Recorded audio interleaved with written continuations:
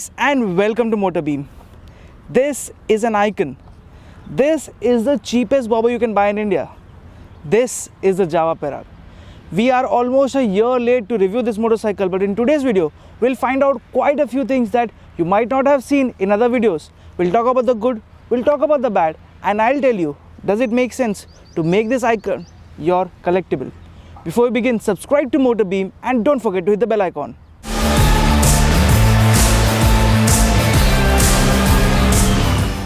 Now there's one thing Classic Legends was on their head, that they want to get the design right of the Jawa Perak, and that is what the reason is, that various parts are integrated in such a manner. Starting off with the first thing, it's this horn. You get a single horn on this motorcycle, but it is integrated with the Jawa logo and the Jawa cover as well. This makes it look very purposeful from the start itself. If you look at the headlight is finished in circular format, but you get a Jawa logo there as well. So there's Jawa logo literally each and every place you can see, even on the handlebar grips. Now this motorcycle does get a bash plate. If you look over here, this bash plate serves two purposes. Because this motorcycle is liquid cooled, they had to put the coolant somewhere, and this bash plate makes a proper cover to save the engine as well as the coolant box too. Everybody knows that this motorcycle gets a single piece seat, and that is a USP of this motorcycle. But does everybody know that this thing acts like a subframe kind of a department, and this box which is there on either of the side contains the most important stuff for this motorcycle, that is the battery, the ECU and the fuses as well. Once I open this up, you can see right now that the fuses are placed on the right side. On the left there is the ECU, and right behind the ECU is the battery. So if you want to access the battery, it is a bit tedious. The next point is, there are some people like me who are keen to know where does the air intake go, because if you look at the design, you cannot see an air filter box. If you notice clearly, right below the tank on the left side, you get the FI unit, and if you dig deep towards the suspension section, you can see a rubber hose going down to the left side box, and that is where the actual air filter is. If you open it, you can see there's a mount to put on your toolkit as well. Well, that's not present over here, but you can get the air box right there. That is quite a bit of design engineering. And last but not the least, there is the smartest cooling system in this segment of motorcycle, because this motorcycle does get liquid cooling. But did you know that even after riding for long distances or in hot riding conditions, you take the key off, this motorcycle will keep running the fan on and keep cooling the engine as much as possible until a certain point that it does not drain the battery too much. Yes, this motorcycle does cool the motorcycle as much as possible. So it does look cool and keeps it hard cool as well. There's one more good thing, that the fan radiates the air in a vertical format which goes away from the legs, which is another plus to keep your legs cool too.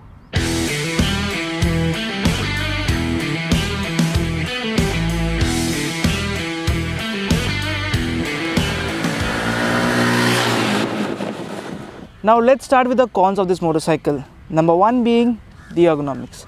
Yes, I am pinpointing the ergonomics to be one of the cons, because although this motorcycle gets a very accessible seat height of 750 mm, the problem is it is just too low.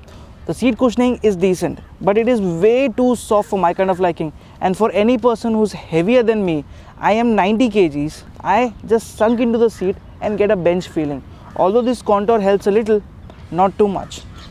Once you are astride the motorcycle, things change drastically, because the foot pegs are slightly front set, not center set, slightly front set. So if you are any taller than me, I am 5 feet 6 inches, you will get into a potty posture while riding, and that will be uncomfortable. Now this is not the case for this motorcycle, this is the case with the design of a bobber motorcycle. So yeah, that is a bit of a problem. Second problem, I won't say it's a problem as such, because you actually can keep your legs closer to the engine. The problem is that this box which is there on either of the side hinders your leg movement. If you see, if I want to move my leg behind, I have to stretch it out, because this keeps on hitting.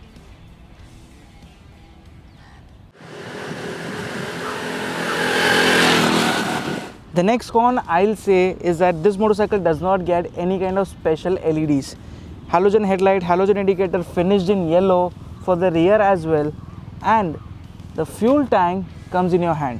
So if I take the key out, the fuel tank lid, not the fuel tank as such, this thing will come in your hand. Now Jawa has tried to keep the design as classical as possible, but in this modern world there are people who look out for these features, and hence I'm pointing out these cons. Although you still get an LED tail light right below the seat. For this kind of motorcycle, you do get good switch gear both on the left as well as the right. But there is a bit of a problem, and that is the instrument console. Well, this console is there to keep the original design in place. However, it's a bit too flat. So from your rider's perspective, you cannot see the numbers properly. And if I talk about the numbers specifically, it's an analog digital cluster with the digital section containing only just one data, and that is the odometer. Right below it is the speedometer, and for the analog fuel gauge, the data just ends there. You get a set of telltale lights right in between, and that's about it. You don't get much information on offer, which everybody in this segment has been offering in loads and tons. For example, two competitors of this motorcycle are the CB Highness 350, which provides you with Bluetooth connectivity and voice commands to your headphones, and the second one is the Meteor, which gives you proper navigation tripper as well. Since this motorcycle is an icon, literally everyone from my team wanted to have a spin. I gave it to a few, and everyone had a same feedback that once you cross the 40 km/h mark, because of the numbers placed in a smiley face, you cannot really see at what speed are you cruising on. You just have to take a wild guess, either you're at 60, 80 or 100, because the needle shines in such a manner that you cannot actually see the number properly. The next con of this motorcycle is the overall fit and finish. This motorcycle is very well packed together, but there are a few things like the exhaust cover on the left has come off a little, and you can see the exhaust fitment sections too. On a whole black motorcycle, those red sections are clearly visible. If I look at the rear, the indicators are placed very nicely. However, you can see that the wires are slightly bit exposed, and they are held with these zip ties. Zip ties. Little bit weird, huh? And last but not the least is the ground clearance. You can see it from right there that there's not much of ground clearance for this motorcycle, which is 145 mm. Because of the longer wheelbase, if you encounter bigger speed breakers or off-road section, there are chances that you might hit the belly or the exhaust as such on multiple situations. And there have been times when I have been riding a little bit enthusiastically while cornering as well. This motorcycle has scraped its exhaust from the right and the stand from the left. Now I have talked about quite a bit of cons, and you might even say that I'm nitpicking. But hey, let's talk about the pros, and number one being that this motorcycle just looks dapper. If you look at from anywhere, this motorcycle just talks out attention. It takes on the design of the older Jawas while integrating the bobber nature with a single seat. Everything finished in black with golden print strips and a brown leather seat with the Perak logo too. This motorcycle just stands out of the crowd. It is an individual in a sea of long-going 350cc motorcycles.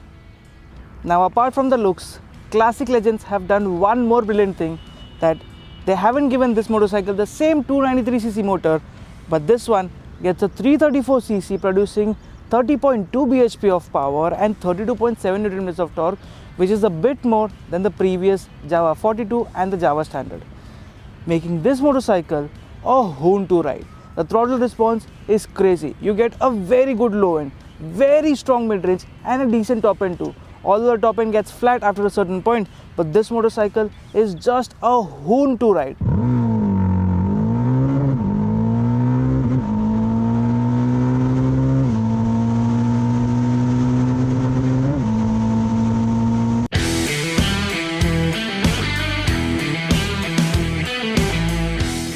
Combine that with the overall nature of the engine, liquid cooling, there are a bit of vibrations which you can feel at the top end, but overall, because this motorcycle was the first BS6 ready motorcycle from Jawa, it is quite smooth too.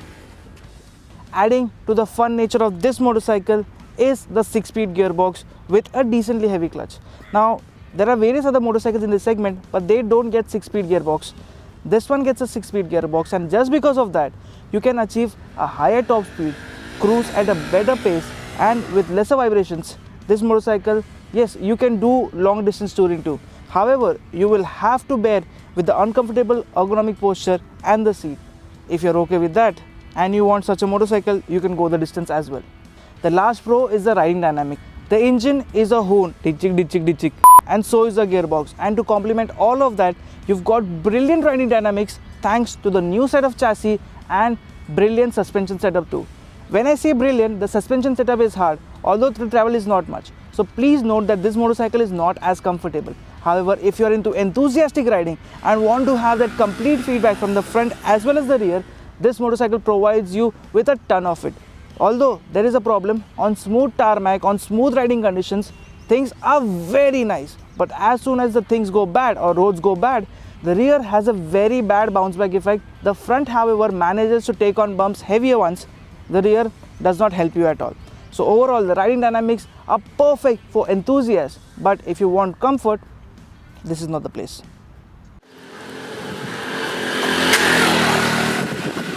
There are a few things which are neither pro nor con. Number one being the set of tires. You've got chunky tires both at the front and the rear.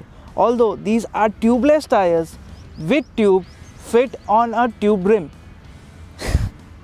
If you encounter a puncture, the tire is gonna go flat and then you're gonna have a problem. But these tires grip really well, so they complement in either way. However, things are different for the braking department too. Brakes have a brilliant feedback, but the bite is not as strong as you would expect. These are the same set of brakes that are shared between the other Javas, so I would have expected, because of the power bump, brakes could have made with better stopping power. And last thing is the side stand, because you don't get a main stand for this kind of motorcycle, but as soon as you try to tip this over or try to put it on a stand, what this thing does is, this motorcycle leans a bit too much. And one thing that you notice, that you get exhaust on either of the sides. To find the stand easily, there are shoe markings which have come because the exhaust has been hot quite a few times. A bit of a miss, huh?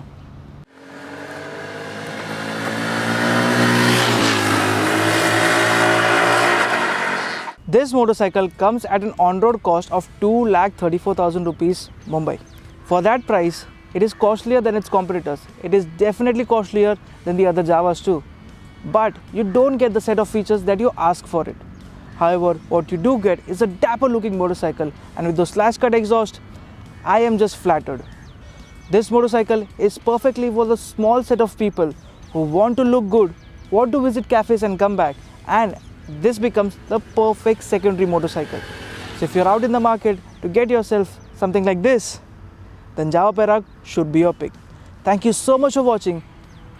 This is not a brand new bike because it was launched a year back, but hey, the video is out here for you. So thank you so much. I'll see you. Bye-bye.